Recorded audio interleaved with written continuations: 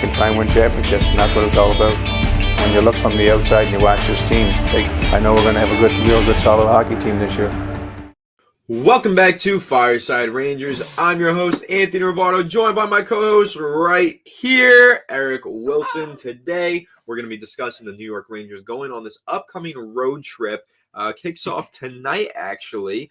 And we're going to talk about why this is a very important road trip for the New York Rangers and how it could kind of make or break their 2022 season. We got a lot of stats to dive into and a whole lot to discuss here. But before we really dive deeper into this topic of conversation, Eric, how are you doing today? I'm doing good. As I said last time we recorded, this road trip that happens once a season is like my favorite road trip because we just get to go to California, now Seattle, and then we just come home. But I love this road trip. It's always so much fun. And we always do like really good during it historically. Yeah, 4 road trips or 4 road games in a row, rather, and for 5 of the next 7 games on the road to round out the month of November. A really exciting time here. So we think that this could be a really important, crucial moment for the New York Rangers as we look ahead towards the long term of the season, looking ahead to the playoffs and who's going to make it, who's not going to make it. Right now, New York Rangers kind of struggling. I believe they're 4th in the Metropolitan Division. It's been a little bit of a struggle so far, to be completely honest. We expected a bit more from the New York Rangers, and so far, they've had their ups, but they've definitely had their fair share of downs. They are coming off of a huge 4-1 victory on Sunday evening, but looking ahead to the schedule, there's some easy games on this schedule. There's definitely some winnable games on this road trip, but again, looking at the long term, this right here is going to be huge for the New York Rangers as they prepare to make a playoff run.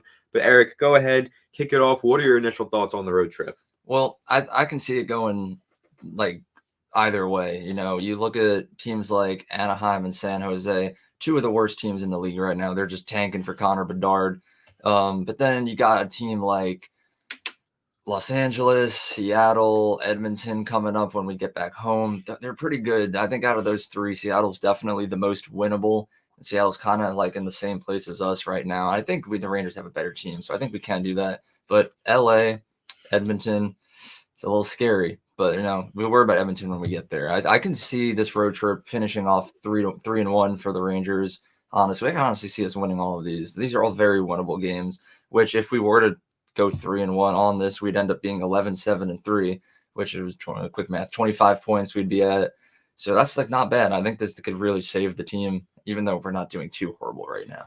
Yeah, no, I mean, an 11-7-3 in record is nothing to, scoff at. That is a solid record, and that does give the Rangers some pretty decent standing in the NHL, and I feel like that could probably put them at least in 3rd in the Metro Division, probably moves them up at least 1 standing. So, yeah, 11-7-3 would be a really solid record. If they end up going, with the 12 total wins on the season after winning out on this trip right here, that would be even better. But, considering how the Rangers have played recently, there might be a game that we look at on this road trip and we say they're definitely winning this, and then they just don't. Then they just kind of blow it. We've seen that happen a couple of times this season.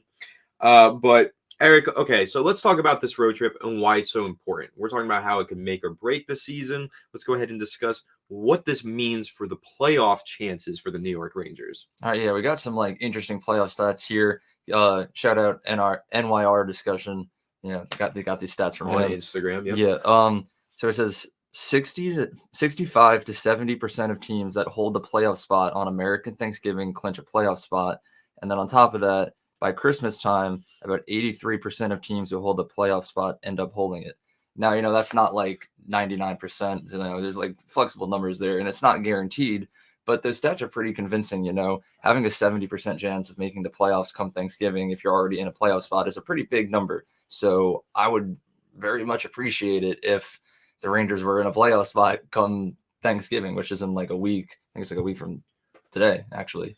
Yeah, happy Thanksgiving to those who celebrate. But, we've also seen some crazy things throughout the years. The year that the St. Louis Blues won the Stanley Cup, I think it was 2019, they were last in the entire league on January 1st, and they just made this miraculous comeback. And, that was like a once-in-a-lifetime thing to witness. But even though these stats are pretty convincing, being in a playoff spot, you can never guarantee anything. So I would like to see the Rangers be in the playoff spot by these dates. But even if we're not, don't panic. Yeah, it is pretty important for the Rangers to get into that playoff spot by these dates, considering the historical, stats of the whole situation and what it would mean historically for the Rangers to have a spot at that time. But as you mentioned, nothing's a guarantee there. And when you look ahead to the rest of the schedule afterwards, it's not easy. There is a lot of tough games and opponents on the schedule following this road trip. So yes, if we can go ahead and have that record, have that playoff spot, by Thanksgiving and hopefully by Christmas, that would be great. Fantastic. Puts us in really good standing, gives us a little bit of a head start for that playoff push.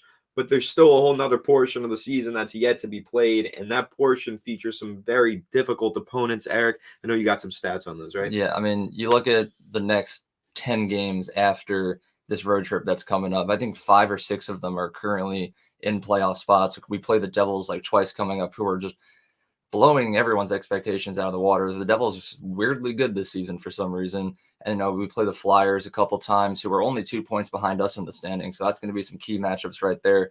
But then you look at other really good teams that we're playing coming up, like the Oilers, the Senators, the Golden Knights, the Avalanche, and like the Maple Leafs. We got a lot of good teams coming up. And I'm not saying it's going to be impossible to win most of these games, but we're definitely going to take a decent amount of losses coming up. Not that I don't have faith in the boys, but can't win them all. So it's really important that on this road trip, we're going against teams who aren't that high in the standings and are going to have like not that high of a chance of beating us, that we need to beat them. We can't be the typical Rangers and choke with this hard schedule coming up.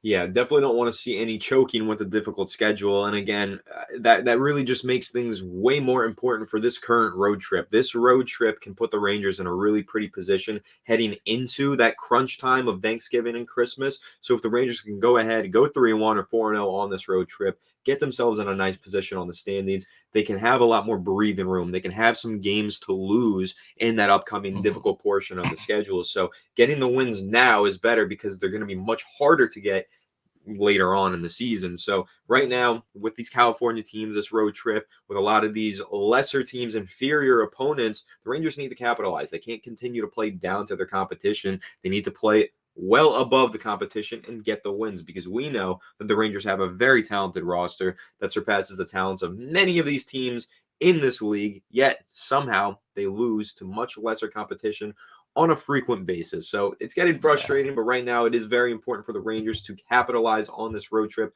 before they get to that really difficult portion of their schedule. But what are some other thoughts that you have going into this road trip on the New York Rangers, and any other storylines coming out of it? I think a big one is definitely Yaroslav Halak.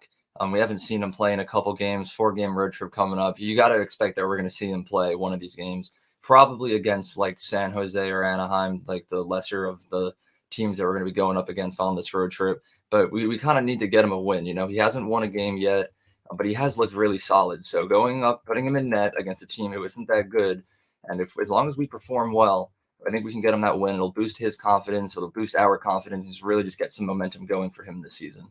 Yeah, he could definitely use some momentum going, but let's go ahead and kind of contextualize that, right? Let's compare him to Igor Shesterkin, coming off of the Vezina Trophy season last year, but right now he's also playing at a very high level. I mean, Igor Shesterkin, maybe he's not the shoo-in for the Vezina this year, but he's still playing really well, and I think you could argue that maybe he is playing at the Vezina level, because he's 8-2-2 with a .915 save percentage. Very impressive numbers right there.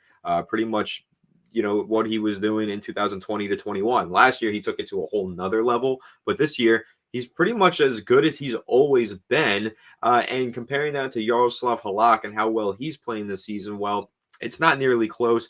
0 wins, 4 losses, 1 overtime loss, and a .883 save percentage. Now, it was a bold move by the Rangers to go ahead and trade Georgiev this offseason, and we thought that, it was probably the right move in the long run, and getting in a guy like Yaroslav Halak would be beneficial. A veteran who's been proven against the age of time. He's been in the league for a long time, so I thought that this was going to be a solid signing, but thus far, it hasn't looked like it. Yaroslav Halak has just not played very well at all. He just really hasn't. So we need him to start improving his game and playing at a higher level. But Eric, what are your thoughts on Yaroslav Halak through this point in the season? And was he maybe a mistake? No, I wouldn't say it was a mistake to sign him. I mean, obviously Georgiev, keeping him might have been a better option.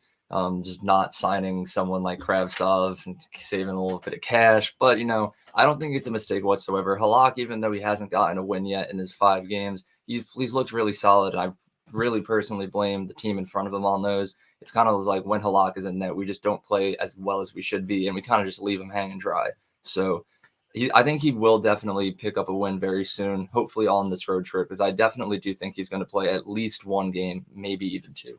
Yeah, I sure hope so. And I don't like this trend of anytime Yaroslav Halak is in that, the Rangers just automatically seem to lose. So we need to start getting some wins with him, especially as you mentioned on this road trip. We talked about it. There are some very winnable opponents on this road trip. And if Yaroslav Halak is being called upon to get in that during those very winnable matchups, he needs to come to play, and the Rangers need to play above their competition and go ahead and get those wins. So I think that Yaroslav Halak's performances need to be better, and there's a lot resting on his shoulders on this road trip. But Eric, what are some other thoughts that you have heading into this trip?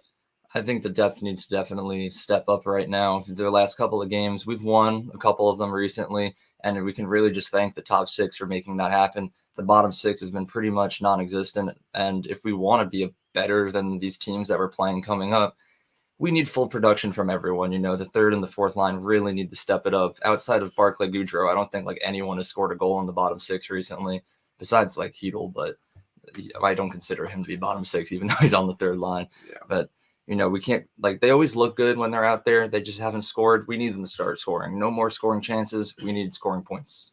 It's that simple. Yeah, and I think a lot of that has to do with the kid line. Can they be that catalyst? Can they go ahead and, propel the Rangers to find that success like they did last season? I think that's a big key here going into this road trip, is that kid line is probably going to remain intact and be the line on the 3rd line for the remainder of this trip. I think for the duration of this road trip, that's what we're going to see. But there has been a lot of line changes from Gerard Gallant so far this season. I mean, we've seen different players playing on the 1st line, 2nd line, and 3rd line. Kakko's played on all 3 of those lines. Panarin's played on the 1st and the 2nd. It's been a real wild time here for the New York Rangers lineups, but I think the bottom 6, as you mentioned, that is crucial. We do need more out of guys like Blais, Carpenter, Reeves, and we need to see that kid line really start to come together and take full effect like it did last season. Yeah, and the lines that we're looking at right now in front of us, it's the same lines from last game that we're going to be seeing tonight. I think that's a smart choice, coming off of a 4-1 win. And tonight we're going up against the Kraken, who are 8-5-3. We're 8-6-3. So pretty much the same record. We've just played 1 more game than them and just happened to have been a loss. So I think it's going to be a really tough matchup tonight, but I think we can do it.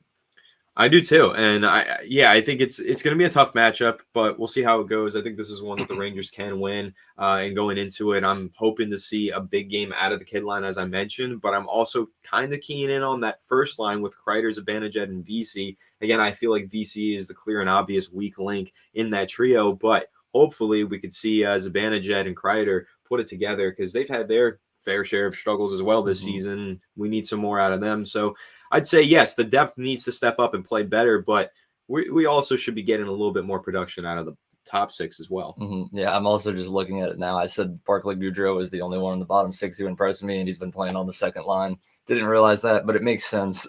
Well, he was on the 4th line, if I recall, and they did move him up after making some of these shifts and changes with, the 3rd line, the kid line really coming back together. But again, we need to see a lot out of that kid line. I think that they need to put together a really solid performance tonight and continuously throughout the road trip. But that pretty much wraps up our thoughts on the road trip. Let us know what you think about it and how important you believe it to be down below in the comment section. Make sure to leave a like if you enjoyed this episode. Subscribe if you're new to the channel. Ring the bell so you don't miss an episode. And we'll catch you all on the next one. Have a good one. And let's go Rangers. Woo! He shoots.